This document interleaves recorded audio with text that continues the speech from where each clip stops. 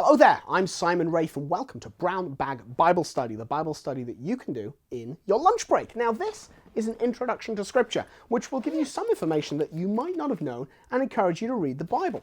But most importantly, it's presented in little bite-sized pieces, which are perfect to fit in with our busy lifestyles.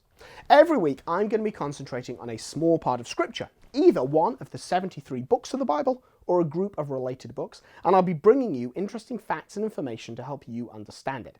I'll also be including links to further reading, articles, books, and so forth, which will help you learn to love sacred Scripture even more.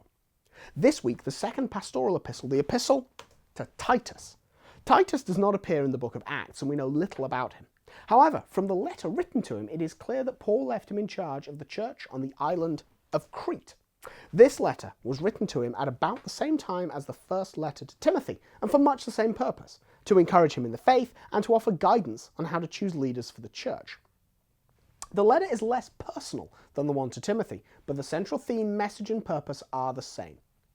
There are a couple of things which are particularly interesting about this letter. The first is the inclusion of warnings against Judaizers, those who place too great an emphasis on Jewish observance and customs. In this, the letter can be related to Galatians and Romans, and it's often good to read those epistles alongside Titus. Now, it's very likely Titus was aware of Paul's views on such things, and so this is why he does not include full details in this letter. Now, within the warning about the Judaizers is the second interesting tidbit. Paul quotes a Cretan prophet thought by most scholars to be Epimenides of Knossos, who says that all Cretans are liars, lazy, and gluttons. Obviously, this is both impolite and a gross generalization, but Paul goes on to say this is a true statement. Now, for those of you like me who grew up on Star Trek will recognize that this is a variation of the liar's paradox as used by Captain Kirk to defeat the evil androids in the episode I'm Mud. And yes, thanks to my actual education, I know of many other places where the liar's paradox exists, but it's more fun to mention a sci-fi series.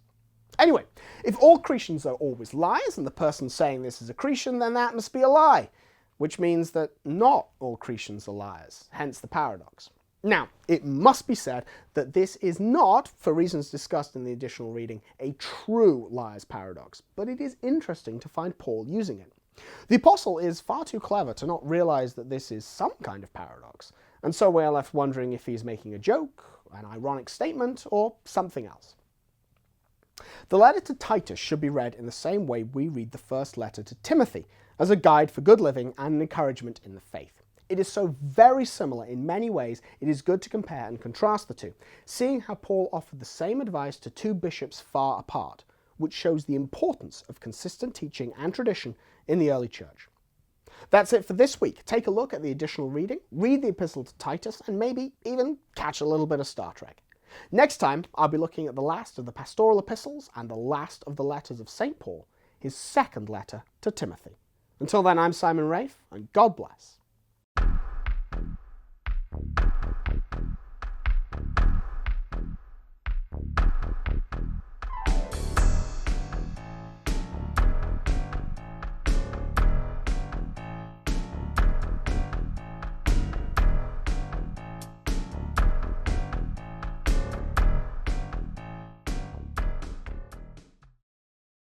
To learn more about the place of Scripture in the lives of Catholic Christians, I urge you to read Pope Benedict's apostolic exhortation Verbum Domini.